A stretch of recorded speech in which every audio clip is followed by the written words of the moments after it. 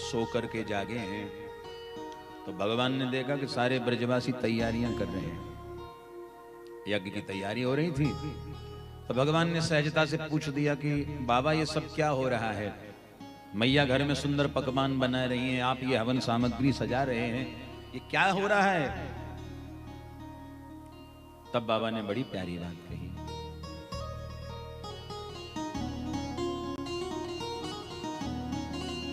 पर्जन्यो भगवान इंद्रो मेघास तस्यात्ममूर्तयः तेभि वर्षन्ति भूतानां प्रीणनं जीवनं पयः। लाला, हम सब ब्रजवासियों को एक देवता है जाको नाम है इंद्र। इंद्र की हम लोग प्रतिवर्ष पूजा करते हैं। कन्हैया ने ध्यान लगा के देखा कि आजकल इंद्र को अपने पद का गुमान अभिमान हो गया। तो इंद्र का गुमान दूर कराने के लिए ना ठाकुर जी ने लीला की। तो क्या बोले कन्हैया, बाबा एक बात बताओ, आप लोग इंद्र की पूजा क्यों करते हो? ब्रजवासी बोले, भैया तो मालूम ना है इंद्र बरसात करे, जब बरसात होए तो अन्न धान की वृद्धि होती, हम किसान लोग सुखी होते हैं। कन्हैया बोले, बिल्कुल गलत। इंद्र के बारिश करने से हम लोग सुखी होते हैं, सोचना गलत। फिर भगवान ने उपदेश कर दिया, कर्मणा जायते जंतु कर्मणैव विलीयते सुखम दुखम भयम क्षेमम कर्मणैवाभिपद्यते। जीव का जन्म बाबा कर्म से होता है, जीव की मृत्यु भी कर्म से होती है। सुख दुख भय जो भी प्राप्त होता है कर्मानुसार प्राप्त होता है। अच्छा बाबा एक बात बताओ, इतने वर्षों से आप लोग इंद्र की पूजा कर रहे हो, क्या इंद्र ने कभी दर्शन दिया आपको? ब्रजवासी बोले, लाला तूने बात तो बड़ी बढ़िया कही, पूजा तो हर साल करते हैं लेकिन दर्शन माने आज तक ना दियो। भगवान बोले, जब है ही ना है तो दर्शन देगो कहां से? तुम तो बेकार में पूजा करते हो। या तो बाबा हमारी बात मानो, बा इंद्र की पूजा छोड़ो और हमारे देवता की पूजा करो। ब्रजवासी बोले, चौरे कन्हैया तेरो कौन सो देवता है? बोले, हमारे देवता को नाम है गिरिराज गोवर्धन, जिनकी हम ब्रजवासियों पर बड़ी कृपा है। ब्रजवासियों ने 3 शर्तें रखी। पहली शर्त कि देखो भैया, हम गरीब ब्रजवासियों की टूटी फूटी सेवा से तुम्हारे गिरिराज जी को प्रसन्न होना पड़ेगा। कन्हैया बोले, मंजूर है। इंद्र ने कभी भी आज तक हमारी आंखों के सामने प्रकट होकर के भोग को स्वीकार नहीं किया, लेकिन तुम्हारे गिरिराज जी को हमारी आंखों के सामने प्रकट होकर के भोग लगाना पड़ेगा। भगवान बोले, मंजूर है। अब ऐसे मंजूरी दे रहे हैं जैसे जी गिरिराज जी हों। बोलो राधे राधे। तीसरी शर्त रख दी, अगर इंद्र यदि नाराज हो गया तो तुम्हारे गिरिराज जी को हम ब्रजवासियों की रक्षा करनी पड़ेगी। भगवान बोले, मंजूर। इंद्र पूजा स्टॉप। गिरिराज जी की पूजा की तैयारियां चालू हो गई महाराज। अब मैया ने इतने बढ़िया 56 भोग बनाए।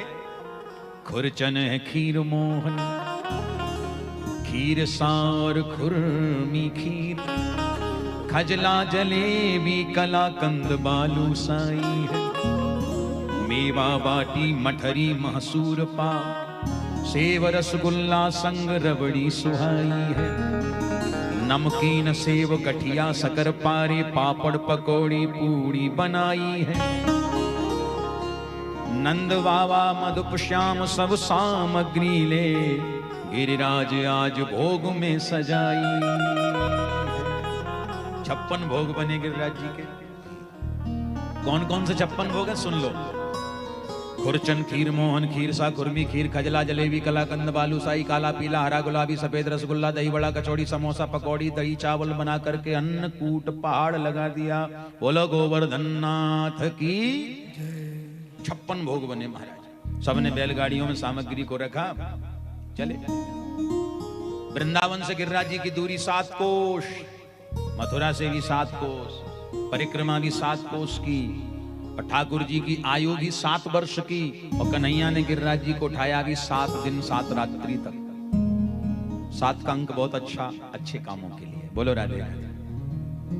मैंने कई बार सुना है, एक बार मैं दिल्ली में कथा कह रहा था, तो छठे दिन, आज 5वां दिन है ना, अगले दिन एक सज्जन मेरे पास आए, वो ऐसे लिफाफा लेके आए। ये तो थोड़ा छोटा, वो मोटा लिफाफा और था, आजकल बहुत चलते हैं सब। उन्होंने मेरे हाथ में रखा, मैंने देखा उसमें बड़ा वजन था।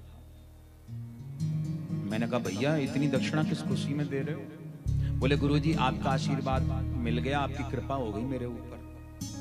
मैंने कहा क्यों, क्या हुआ? बोले कल अपनी पत्नी को छोड़ने आया था कथा में। पत्नी बोली हमको छोड़ दो कथा तक। छोड़ने आया, अब छोड़ने आया तो थोड़ी कान में आवाज पड़ी, मैं भी खड़ा हो गया दरवाजे पे, 5 मिनट सुनने लगा। तो आप कह रहे थे कि 7 का अंक बहुत अच्छा होता है, आपकी मैंने ये बात सुन ली। और गुरुजी मैं सट्टा लगाता हूं, बोलो राधे राधे।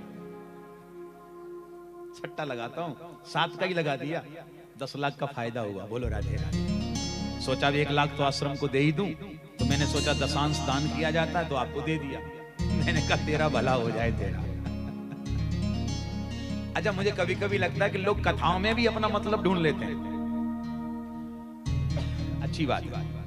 कहने का भाव है सारे ब्रजवासी साथ मिलके 7 कोस लंबे गिरिराज जी की परिक्रमा पूजा करने को गए, और सबने महाराज जो है गिरिराज जी में बैलगाड़ियों को रोका।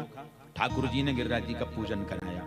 पहले जल भरने के लिए दूर जाना पड़ता था, वहीं भगवान ने अपने मन से गंगा जी को प्रकट कर दिया। नाम हो गया मानसी गंगा। बोलो मानसी गंगा महारानी की जय। षोडशोपचार विधि से गिरिराज जी की पूजा भई, दूध की धार चढ़ाई गई, और इसके बाद कन्हैया ने कहा भोग लगाओ।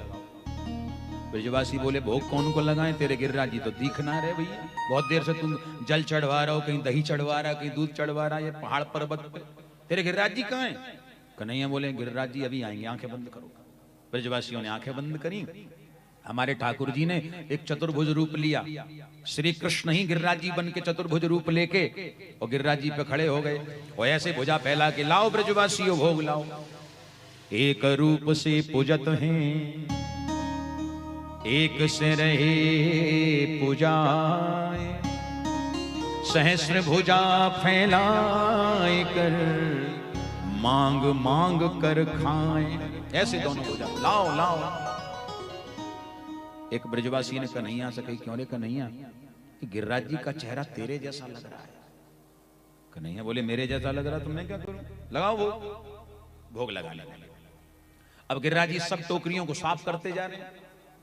एक ब्रजवासी ने कन्हैया तक कही चौरे कन्हैया एक बात तो बता, ये तेरो गिरिराज देवता कितने जन्मन को भूखो है? कछु प्रसाद फरसाद छोड़े हो कि पूरा ही पा जाएगो? कन्हैया बोले भैया पहले भोग लगाओ, पर प्रसाद भी मिलेगा। और महाराज प्रेम से गिरिराज जी का भोग लगा, और बाद में गिरिराज जी ने सबकी टोकरियों को प्रसाद से परिपूर्ण कर दिया, प्रसाद से भर दिया। बोलो गिरिराज महाराज की जय।